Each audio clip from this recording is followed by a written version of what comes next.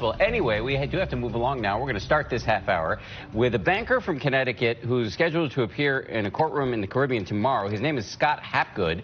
He's charged with killing a hotel worker while on vacation with his family. He says it was a case of self-defense. ABC's Zachary Quiche has more on the support Hapgood is now getting. Zachary, good morning to you. Dan, good morning to you as well. It's still unclear how new toxicology tests might impact the prosecutor's case. Hapgood is receiving bipartisan political support here in the United States as he prepares to return back to the island. But it's a bizarre story that the defendant says started with an unexpected knock at his hotel room door.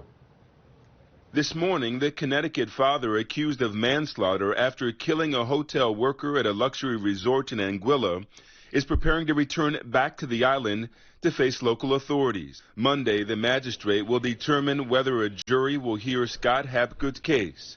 The father of three recently delivered this emotional speech.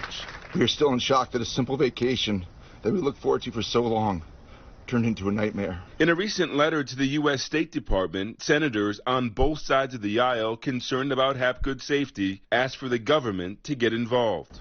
I go back and forth to Anguilla in the face of significant dangers to make sure that the facts come out because the hard science shows what really happened.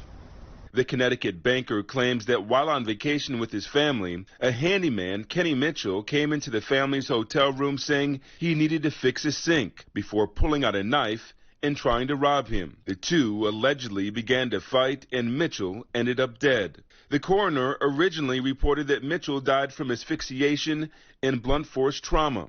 But a new revised autopsy report obtained by the New York Times says that Mitchell likely died from a lethal dose of cocaine. Hapgood contends that he acted in self-defense.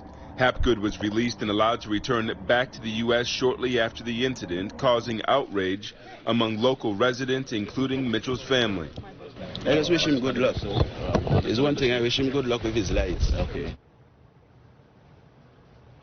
The incident happened in April, and this revised report came out in September. This concern for safety stems from the local community, who was outraged after Hapgood was bonded out and allowed to leave the country. Whit? All right, Zachary Quiche for us.